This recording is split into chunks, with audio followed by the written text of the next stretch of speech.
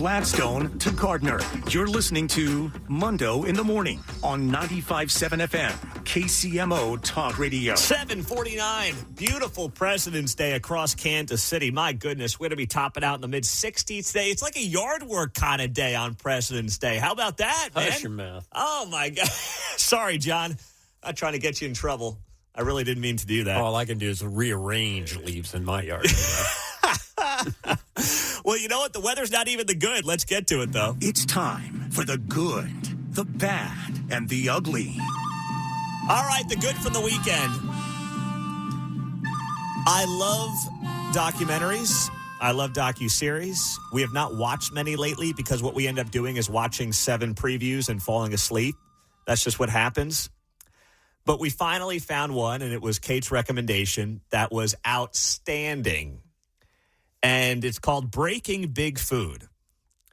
It is on Amazon Prime. It is a documentary featuring Callie Means of the administration. This guy is a former lobbyist for Coca-Cola who is now fighting back against big food and how, in many respects, our food is what is killing us, literally and figuratively.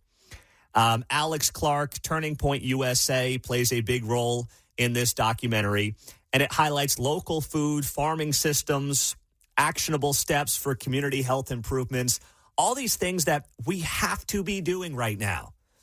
It explores how the U.S. food system contributes to chronic disease, featuring insights on metabolic health. Like, it is great stuff, and man, I just wish we could get bipartisan cooperation on this, but we can't. And the documentary talks about how, like, Bernie Sanders and Cory Booker out of New Jersey, they're on the issue, but they now don't want to be a part of this because of, well, Trump and RFK and all these things. And it's like, man, the stuff that we are putting in our bodies here in America in particular, that they're not doing in all of Europe, but that we do here is what's killing us. It's driving our healthcare costs to the roof. It's resulting in record-setting levels of childhood obesity. And instead, what do we get? Everyone's like, what's the quick, easy fix? Oh, it's a fat shot drug. That's what we get. Instead, everyone's like, fine, going on the fat shot drug. Fat shot drug. That's our answer to all this. Yeah, the great points, too, coupled with the fact that we've almost discouraged physical activity at school anymore. And I think we've got a ruling on that now coming in Kansas. That is so true. And the things that I learned from this documentary, which once again is called Breaking Big Food, is about 40 years ago when the cigarette industry went under attack, Big Tobacco basically hijacked and bought up the food system. Now, this was, in many respects before my time, but I also just didn't realize that all of these companies basically said, fine, if you're going to hose us on the cigarettes, we'll buy up all the food companies that we can, and we'll basically do things that I think are much less healthy than cigarettes, and that's destroy the food industry. So if you want to see this documentary, I mean, if you've got time today on President's Day, maybe you're off today, it is well worth your watch. It's on Amazon Prime, Apple TV, Breaking Big Food. That was the good from my weekend. The bad, I'm going to go to last night. Jerome Tang getting canned as the Kansas State basketball coach. Now, you might say, how is that bad? They're 1-11 in the Big 12 this year. Well, the reason I'm saying it's bad is because it seems like Kansas State is going to try to weasel its way out of paying the $18 million buyout to Jerome Tang. It was reported last night that they will try to fire him for cause. Now, what does that mean? What does for cause mean? Well, they're going to allege that there was something in Jerome Tang's contract that said he can't bring embarrassment upon the university. And Gene Taylor, the athletic director, did a press conference at 8:30 last night. And here's what he said, or here's what he insinuated the for-cause firing is tied to. I don't want to get into it. There's language in his contract that addresses, certain things that could potentially bring embarrassment. Basically, his comments about the student athletes and the negative reaction to those comments from a lot of sources, both nationally and locally. Oh, stop. You mean Jerome Tang saying last week that his players stink and they won't be in a K-State uniform next year?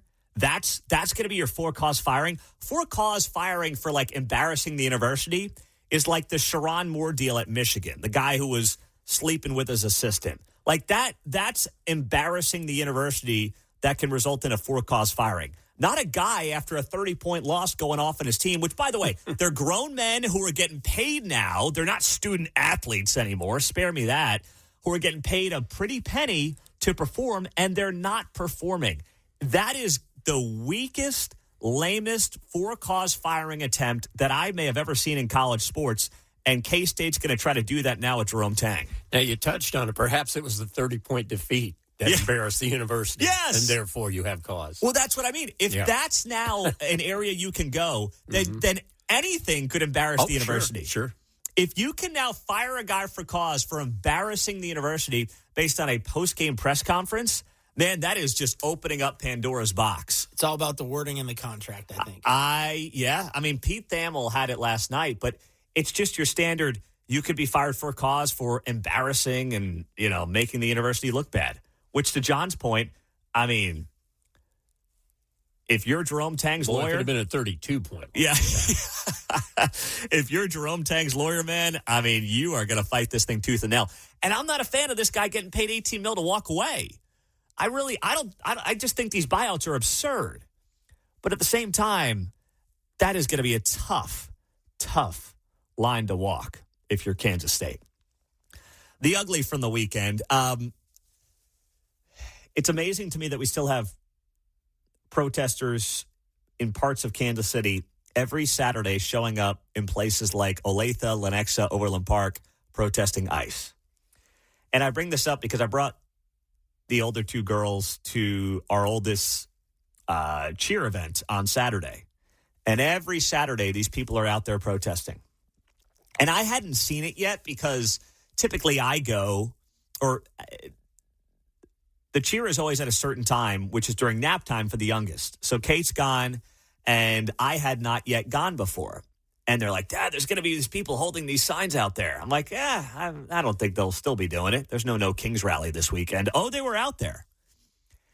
And you've got kids with their parents holding up bleep ICE signs. You've got one guy on the corner saying ICE murders mothers. You have all these heinous, disgusting, despicable signs. And it's one thing to, be against some of the policies of the administration. Maybe you think it's been too heavy of a hand. You're entitled to that.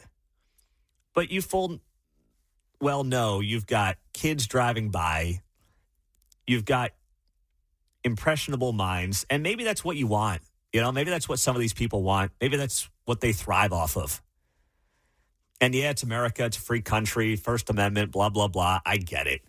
I really do. Not saying they shouldn't legally be allowed to do it. But as I told the girls, I think they need to find a hobby. That's what they need. And don't look at them because giving them attention is exactly what they want. So it's like the kid at school that's annoying you. They just want attention. That's what it's all about.